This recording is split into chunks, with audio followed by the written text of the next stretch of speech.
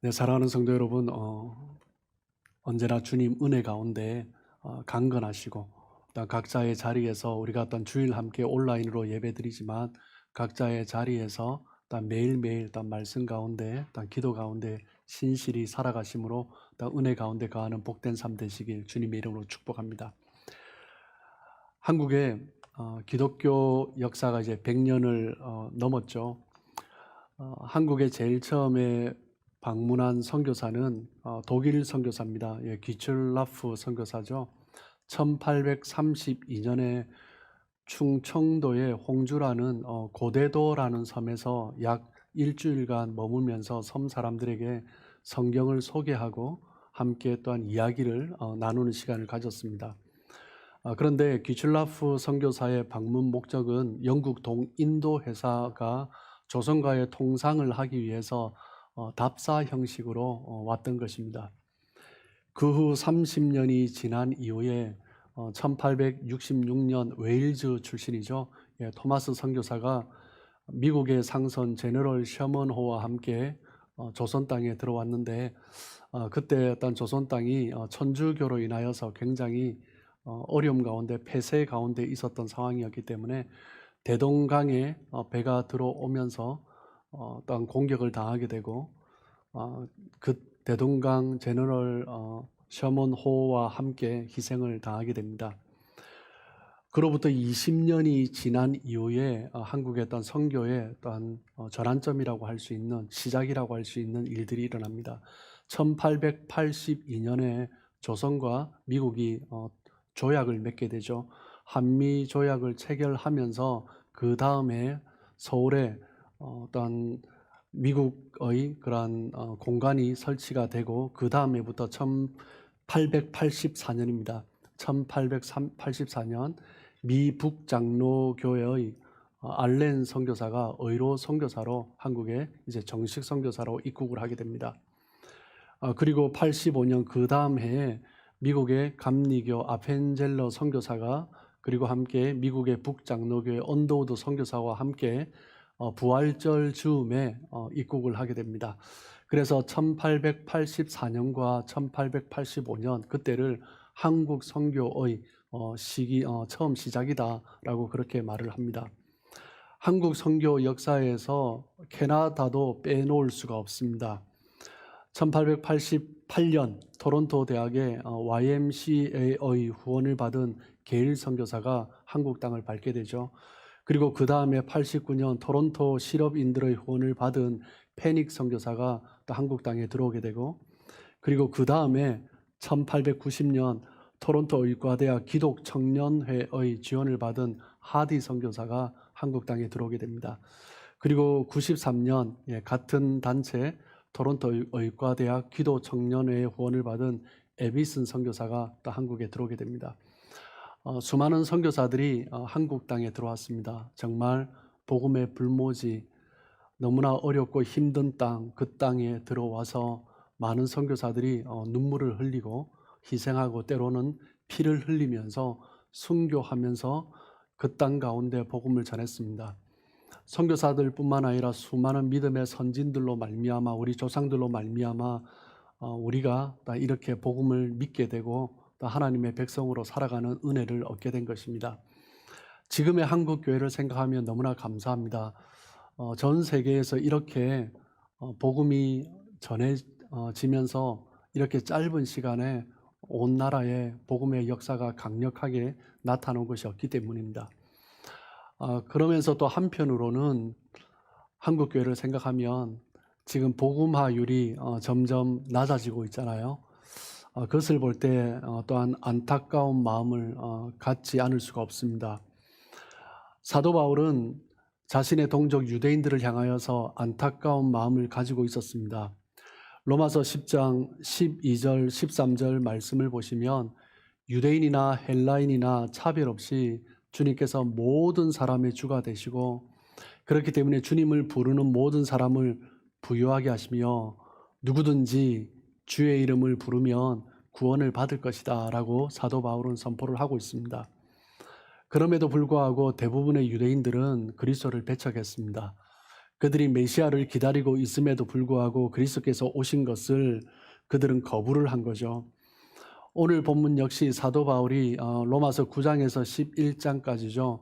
자신의 동족 유대인들이 복음을 믿지 않는, 그리스도를 믿지 않는 그 상황을 보면서 안타까워하는 마음을 가지고 왜 그들이 믿지 않는가, 또한 그로 인하여서 어떤 일들이 또한 있을 것인가에 대해서 설명을 하고 있는 일부입니다.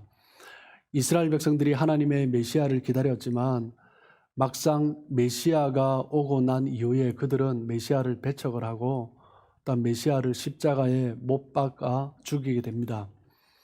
이 사실에 대해서 이스라엘은 할 말이 없다, 핑계 댈 것이 없다라고 말을 하는 것이 오늘 사도 바울의 주장입니다. 로마서 10장 16절 말씀을 보시면 그러나 그들이 다 복음을 순종하지 아니하였도다. 이사야가 이르되 주여 우리가 전한 것을 누가 믿었나이까 하였으니, 오늘 로마서 10장 16절 말씀은 이사야 53장 1절 말씀을 인용한 것이죠. 이사야 선지자의 말을 인용하면서 그 전부터 유대인들은 알고 있었다라는 것입니다. 53장 1절 말씀을 보시면 우리가 전한 것을 누가 믿었느냐, 여호와의 팔이 누구에게 나타났느냐. 잘 아시듯이 이사야 53장은 오실 메시아에 대한 예언을 하고 있는 장입니다. 구원의 복음이 누구에게 나타나고 있는지 예언을 하고 있습니다. 메시아를 통하여서, 예수 그리스도를 통하여서 이 땅에 하나님의 구원의 역사가 이루어질 터인데 유대인들이 거부할 것이라는 것을 이미 예언을 하고 있는 거죠. 예수님께서 그 예언 그대로 오셨습니다. 이사야의 예언 그대로 이스라엘 백성들은 예수 그리스도를, 메시아로 오신 그리스도를 배척하고 채찍질하고 죽이기까지 했던 것입니다. 사도 바울은 같은 동족으로서 이스라엘 백성들, 유대 민족을 생각할 때 안타까운 마음을 금할 수가 없었습니다. 로마서 10장 1절 말씀을 보시면 형제들아 내 마음에 원하는 바와 하나님께 구하는 바는 이스라엘을 위함이니 곧 그들로 구원을 받게 함이라. 사도 바울은 자신의 동족 이스라엘이 구원을 받기 위하여서 간절히 소원하고 기도했습니다. 그럼에도 불구하고 이스라엘 백성들은, 유대인들은 하나님의 섭리를 깨닫지 못한 채, 하나님께서 메시아로 오신 그것을 이해하지 못한 채 하나님을 믿지만 자기 의를 세우는 것에 힘썼던 것입니다. 그로 인하여서 그들은 메시아를 받아들이지 않았습니다. 자기 의가 드러나는 것을 방해하기 때문입니다. 그렇게 사모하던 메시아를 오히려 배척하고 자신들이 지켜왔던 자신들의 의로움, 그것이 무너지는 것을 참지 못해서 오히려 배척하고 죽이고 예수 그리스도를 믿는 자까지 핍박하는 단계에 가게 된 것입니다. 유대인들은 왜 예수님을 배척했습니까? 오늘 본문에서 사도 바울은 왜 유대인들이 예수 그리스도를 믿지 않았는지 그 이유에 대해서 질문을 하고 그리고 응답하는 형식으로 오늘 본문을 전개하고 있습니다. 세 가지 정도를 함께 나누길 원합니다. 첫째, 사도 바울이 던지고 있는 질문은 무엇입니까? 유대인은 하나님의 말씀을 듣지 못했기 때문에 믿지 못했는가라는 질문입니다. 먼저 사도 바울은 믿음의 원리에 대해서 설명을 하고 있습니다. 로마서 10장 17절 말씀을 보시면 그러므로 믿음은 들음에서 나며 들음은 그리스도의 말씀으로 말미암았느니라. 먼저 말씀을 들어야 하는 거죠. 말씀을 들을 때 믿음이 생기는 것입니다. 그런데 유대인들은 말씀을 들었습니다. 누구보다 말씀을 잘 알고 있었습니다. 메시아를 예언한, 그리스도를 예언한 그 모든 말씀들을 유대인들은 알고 있었습니다. 로마서 10장 18절입니다. 그러나 내가 말하노니 그들이 듣지 아니하였느냐? 그렇지 아니하니 그 소리가 온 땅에 퍼졌고 그 말씀이 땅끝까지 이르렀도다 하였느니라. 시편 19편 4절 말씀을 인용하여서 강조를 하고 있습니다. 유대인들은 복음을 듣지 못했다라고 핑계댈 수 없다라는 것입니다.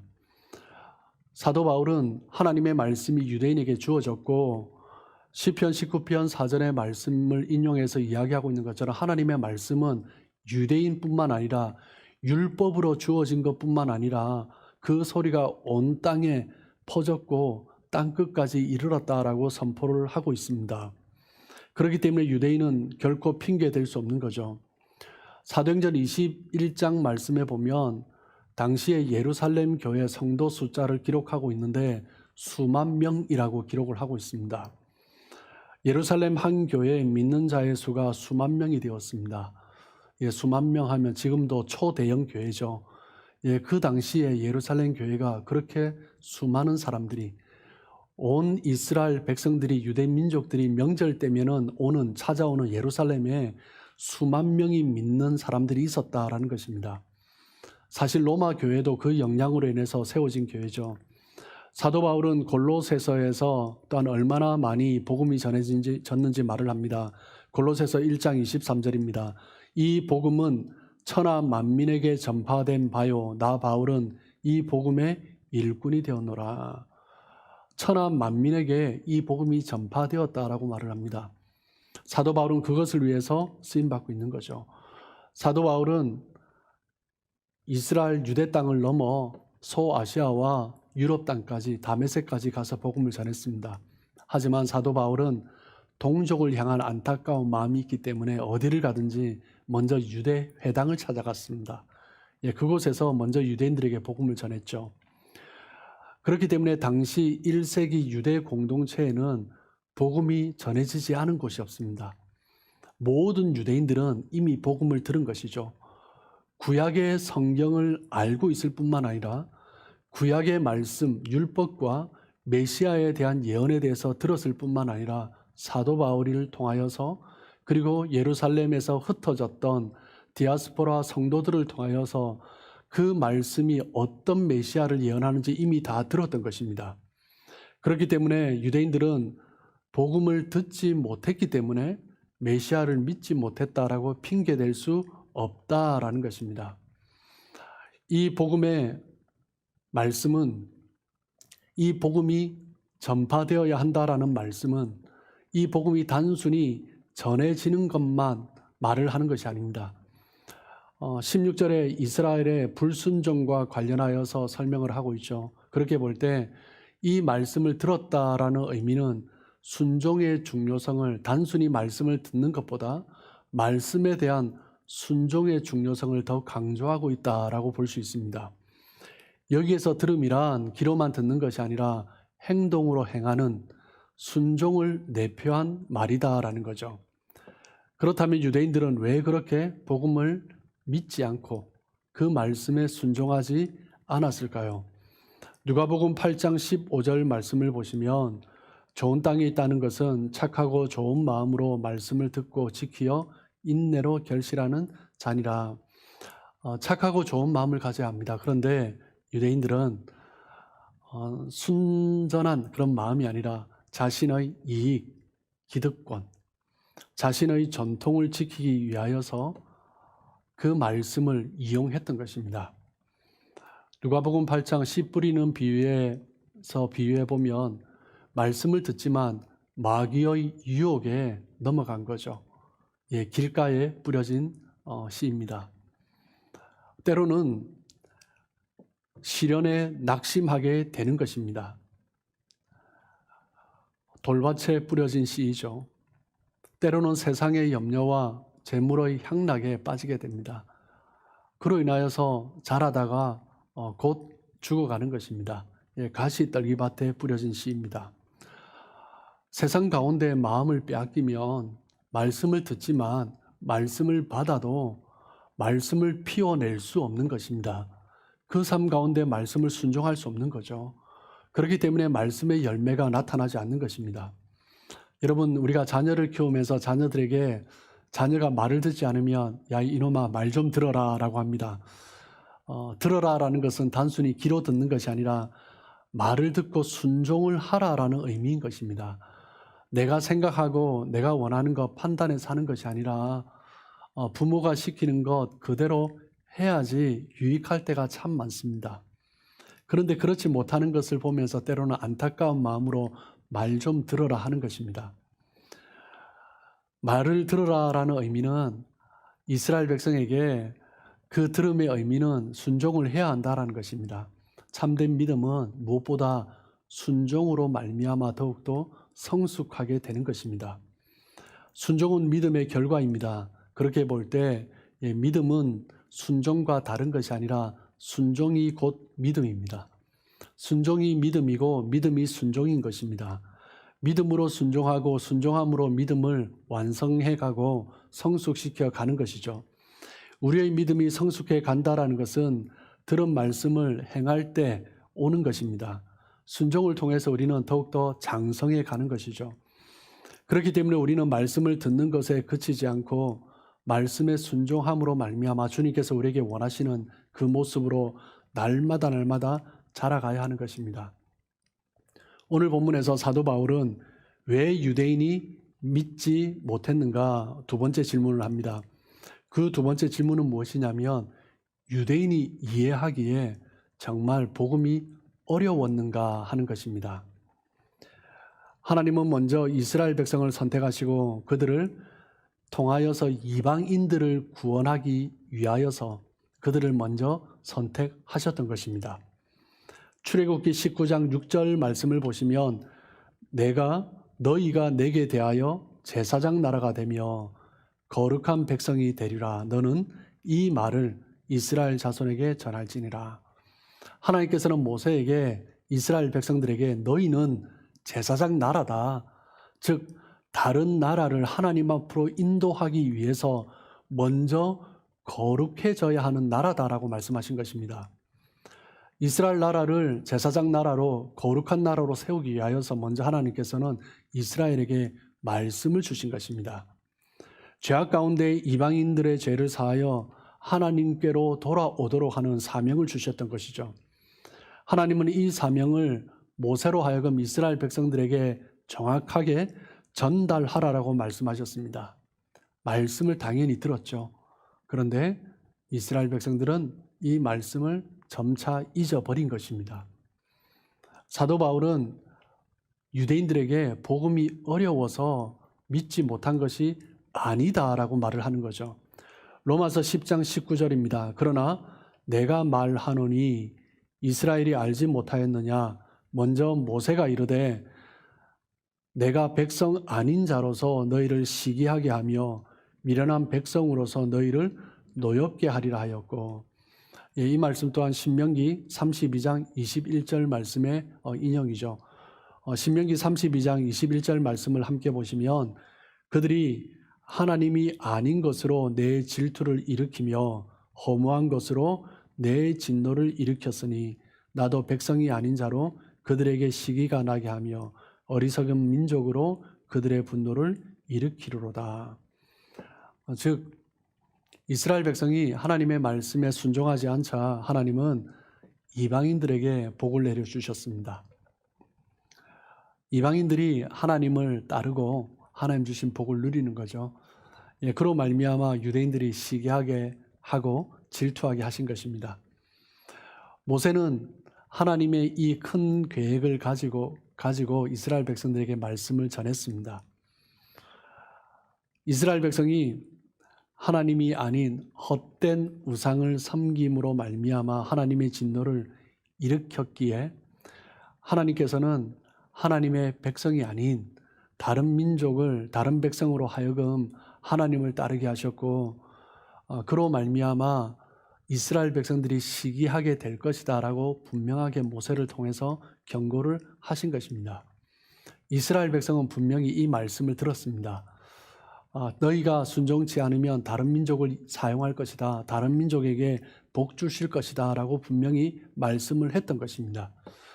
메시아에 대해서 분명히 들었고 그들이 하나님의 말씀을 순종치 않을 때 이방을 사용하실 것이라는 메시지를 분명히 들었음에도 불구하고 그들이 구원의 복음이 예수 그리스도를 통해서 주어진 이 구원의 복음이 너무 어려워서 이해할 수 없었다라는 것은 핑계에 불과한 것입니다.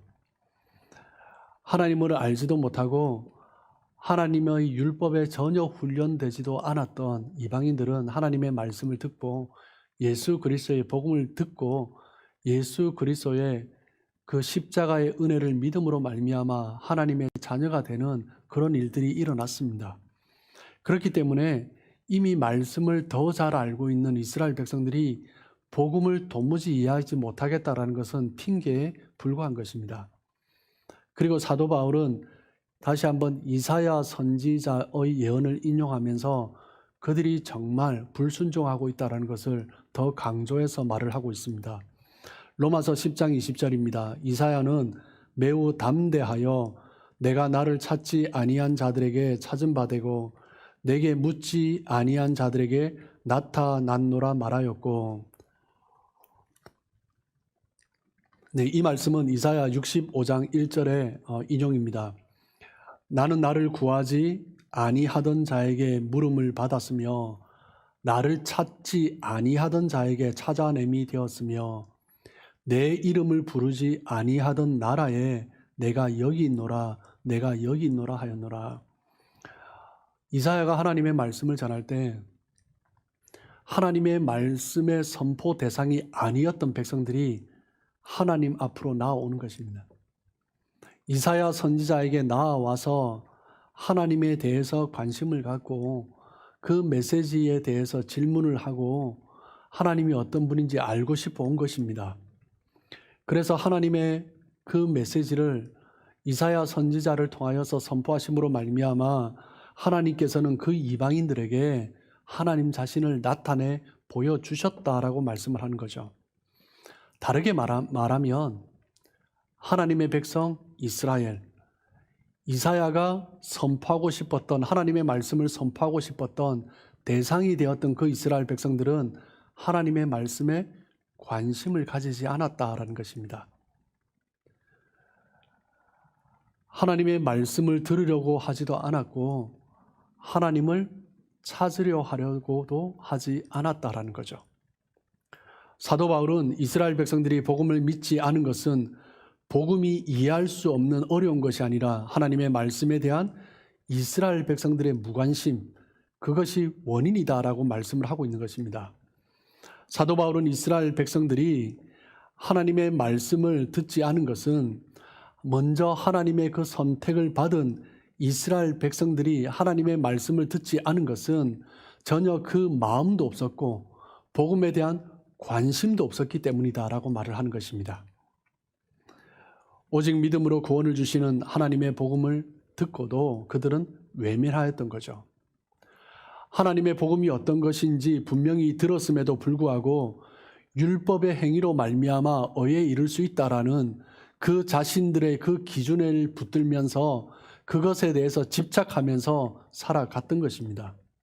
그로 인하여서 이스라엘 백성들은 이스라엘 백성들을 향한 하나님의 구원의 계획을 받아들일 수도 없었고 이해할 수도 없었던 것입니다. 요한복음 9장에 보면 날 때부터 맹인이었던 사람이 치유받은 이야기가 나옵니다. 그 사람이 예수님의 은혜로 말미암아 치유받고 예수님을 증거하죠. 맹인이었던 사람은 성경적 지식이 없었습니다. 그럼에도 불구하고 분명히 예수님께서 자신을 치유해 주신 것이라는 것을, 하나님이 보내신 자가 자신을 치유해 주셨다는 것을 믿고 확신하며 증언했습니다. 그런데 바리새인들은 그가 예수님을 부인하도록 종용했습니다. 그런데 그 날 때부터 맹인되었던 자가 그것을 거부하죠. 바리새인들은 결국 그 맹인을 유대 공동체에서 출교해 버립니다. 여러분, 누가 맹인입니까? 예수님께서 질문하고 계십니다. 누가 맹인입니까? 날 때부터 맹인이었던 사람이 맹인이 아니라 본다고 하면서도 선포된 말씀을 이해하지 못하고 앞에 일어나고 있는 일들을 대해서 받지 못하는 너희가 맹인이 아니냐라고 말씀을 하는 거죠.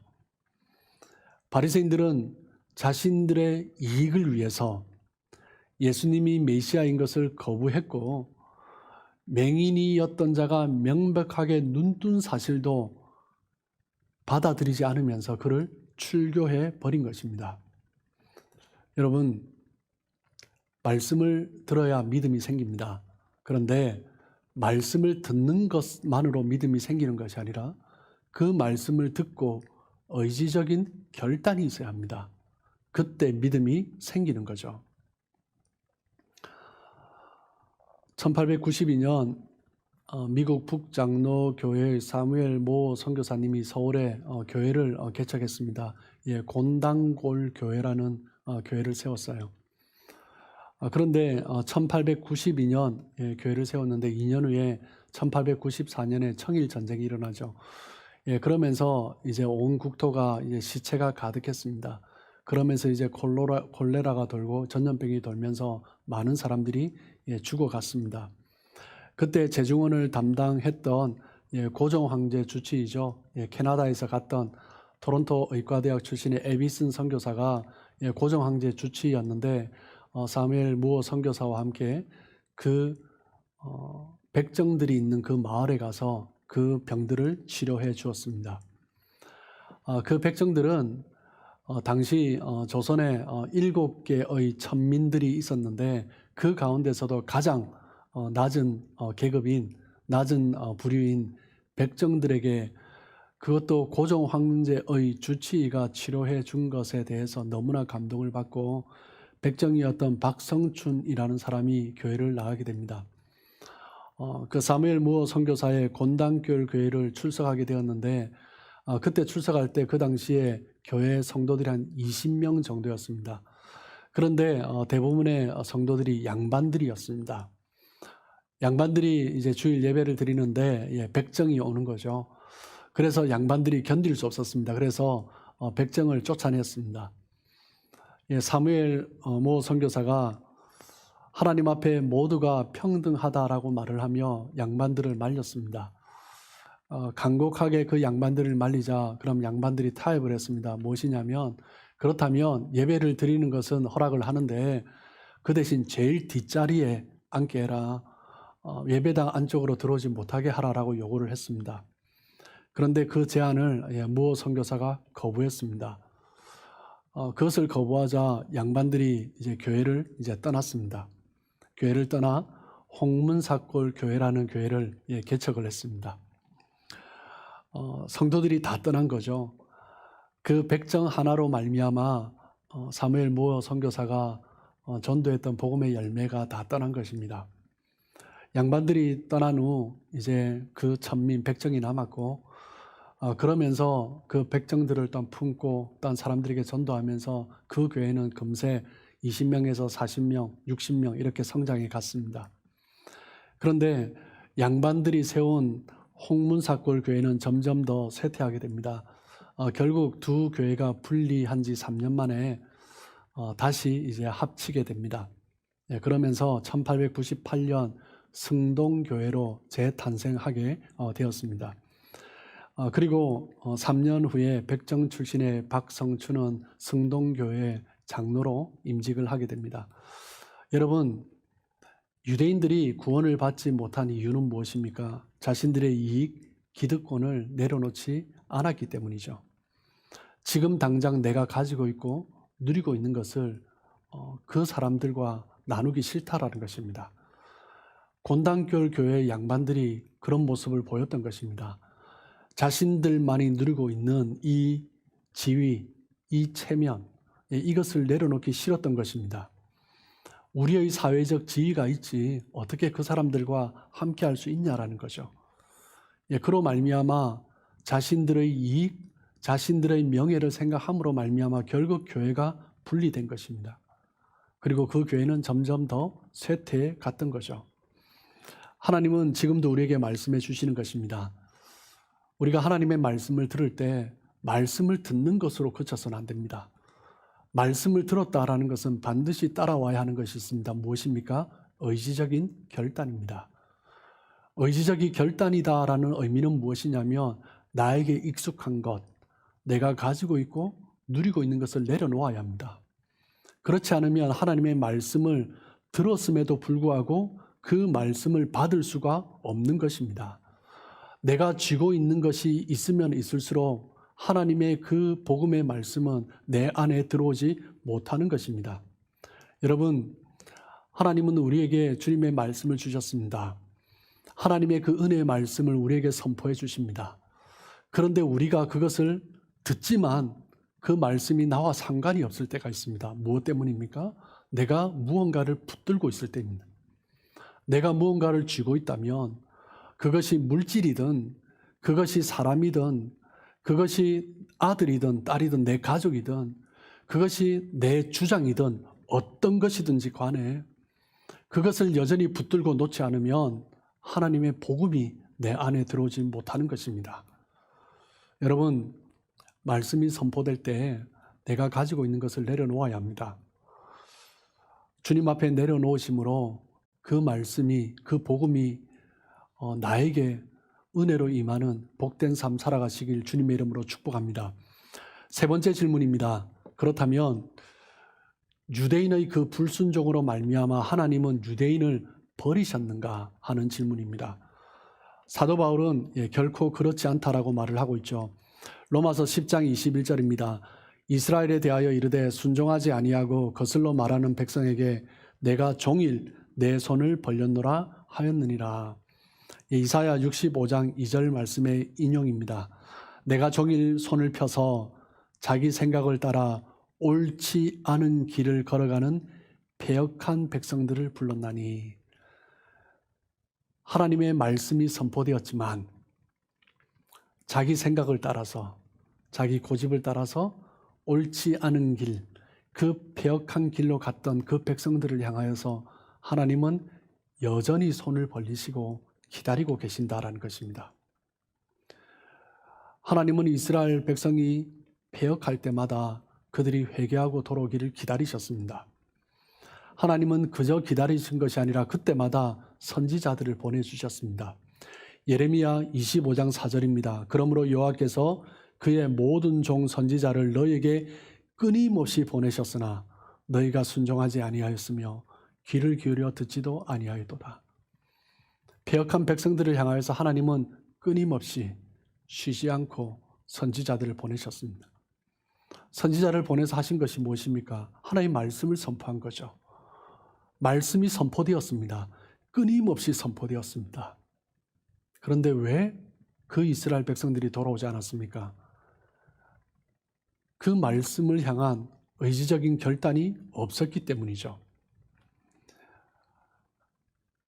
돌아오지 않는 백성들을 향하여서 하나님은 결국 자신의 아들 독생자 예수 그리스도를 보내주십니다. 그런데 그 이스라엘 백성들은 그 하나님의 아들마저 십자가에 못 박아 죽어버리는 거죠. 그렇기 때문에 하나님은 이스라엘 백성을 이제는 버리셨다라고 그 당시 많은 사람들이 말을 하였습니다. 그로 말미암아 이제 영적 이스라엘로 이제 이방인을 택하기 시작했다라고 말하는 사람들도 있었습니다. 당시 유대인들은 그로 인하여서 더욱더 그리스도인들을 핍박하기 시작했습니다. 그런데 바울은 결코 하나님께서는 유대인들을 버리지 않으셨고 손 벌리시며 기다리고 계신다고. 그들이 죄를 범하고 정말 패역한 가운데까지 나아갔다 할지라도 하나님은 여전히 두 손 벌리셔서 기다리고 계신다라고 말을 하는 거죠. 하나님의 사랑은 너그러운 아버지의 사랑과 같습니다. 누가복음 15장에 말을 하고 있는 탕자의 아버지의 모습처럼 하나님은 여전히 우리를 기다리시는 분이십니다. 자녀가 타락했다고 냉철하게 외면하는 분이 아니십니다. 하나님은 여전히 그 자녀가 돌아오기를 두 손 벌리셔서 기다리시는 거죠. 하나님은 자신이 할 수 있는, 자신이 가지고 있는 모든 것을 다해서 끝까지 그 자녀를 위해서 품으시고 용서해 주시고 사랑하시며 은혜를 베푸시는 분이십니다. 그런데 하나님은 더 나아가 그 자녀를 징계하시기도 하십니다. 왜 징계하십니까? 사랑의 표현이죠. 요한계시록 3장 19절입니다. 물은 내가 사랑하는 자를 책망하여 징계하노니 그러므로 내가 열심을 내라 회개하라. 물은 내가 사랑하는 자를 책망하여 징계하노니, 하나님은 사랑하는 자를 징계하십니다. 역사적으로 보면 이스라엘 백성들은 정말 징계를 받은 민족 같습니다. AD 57년경에 사도 바울이 로마 교회에 편지를 쓰고 있죠. 이 로마서가 쓰여졌습니다. 그로부터 13년 이후에 로마 제국의 디투스 장군에 의해서 예루살렘이 완전히 함락됩니다. 예, 그 즈음이 유월절 전날이었죠. 유월절 즈음이었기 때문에 유대에 있는 많은 사람들이 예루살렘으로 다 모여들었습니다. 예, 그 당시 예루살렘 성을 디투스 장군이 포위했을 때 예루살렘 성 안에만 적어도 100만의 사람이 있었다고 합니다. 그런데 4개월 동안 그 성을 완전히 포위해버렸습니다. 그러면서 많은 사람들이 그 안에 있는 60만, 70만의 사람들이 굶어 죽었다라고 요세푸스는 기록을 하고 있습니다. 하나님께서는 이스라엘을 영영 버리셨는가? 그렇지 않습니다. 예, 물론 그로부터 2000년 동안 이스라엘 백성들은 나라를 잃었습니다. 예, 최근이죠. 예, 1948년이 되어서야 이제 이스라엘 나라가 다시 재건하게 됩니다. 하나님은 결코 그 이스라엘 백성들을 버리지 않으십니다. 하나님은 결코 그의 백성들을 버리지 않으십니다. 성도 여러분, 우리가 때로는 살아가다 죄로 인하여서 유혹에 빠질 때가 있습니다. 그로 인하여서 우리의 연약함으로 우리가 실족하고 낙담하고 어떻게 보면 우리의 인생을 포기하는 듯한 그런 나락으로까지 떨어질 때가 있습니다. 아무리 어렵고 힘든 일이 있어도 하나님께서 나를 버리셨다라고 결코 속단해서는 안 됩니다. 하나님은 결코 그의 백성을 버리지 않으십니다. 어떤 죄를 지었다 할지라도. 여러분, 패역했다라는 단어는 정말 죄 가운데 가장 극심한 죄를 지은 상태일 때 패역했다라는 단어를 씁니다. 그 백성들이 패역했다 할지라도 하나님은 회개하고 돌아오기를 두 팔 벌려서 기다리십니다. 때로 우리가 시험에 빠져서 때로는 불신앙 때문에 하나님을 붙들고 있던 그 믿음을 놓아버린다 할지라도 하나님은 여전히 우리를 붙들고 계시는 분이십니다. 그 어떤 경우에도 하나님은 우리를 바라보시며 두 팔 벌리시고 기다리고 계시는 거죠. 이스라엘 백성들은 어리석게도 하나님의 은혜의 구원의 복음을 거부했습니다. 그 이유는 무엇입니까? 자신이 원하는 것 때문이죠. 원하는 것만 취하고 자신들의 해석에 맞는 것만 취하고 원하지 않는 말씀은 순종하지 않았기 때문입니다. 하나님의 뜻에 순종할 수 있어야 합니다. 우리는 하나님의 모든 섭리를 다 이해할 수 없습니다. 그 결과를 알 수 없습니다. 그런데 하나님의 뜻에 순종할 때 이해되지 않아도 하나님의 뜻에 순종할 때 하나님의 그 섭리 안에 여전히 거할 수 있는 은혜가 있는 것입니다. 여러분, 믿음은 순종하는 것입니다. 내가 원하는 것이 아니라 하나님이 기뻐하시는 것이라면 순종하는 것입니다. 말씀을 듣지만 은혜가 없고 신앙생활 하면서도 감사가 기쁨이 평강이 없는 이유는 무엇입니까? 여전히 내가 원하는 것을 놓지 않고 있기 때문이죠. 붙들고 있기 때문입니다. 그럴 때 하나님의 말씀을 이해할 수 없습니다. 내가 여전히 붙들고 있으면 그 은혜가 내려도 은혜를 붙잡을 수 없는 거죠. 하나님은 우리를 결코 포기하지 않으십니다. 하나님은 우리가 어떤 죄를 짓는다 할지라도 하나님은 우리를 기다리시고 우리가 하나님께로 달려가기만 하면 우리를 품에 안으시고 용서해 주시는 분이십니다. 여러분, 믿음 가운데 흔들리는 분 계십니까? 하나님께로 다시 돌아가야 합니다. 하나님을 바라보아야 합니다. 복음으로 돌아가고 믿음으로 돌아가고 말씀으로 돌아가고 순종으로 돌아가고 하나님의 그 품으로 돌아가야 합니다. 그때 하나님께서 우리에게 풍성한 은혜로 우리를 다시 회복하시고 일으키시고 세워주실 것입니다. 그 하나님의 은혜를 풍성히 누리시는 우리 사랑하는 성도님들 되시길 주님의 이름으로 축복합니다.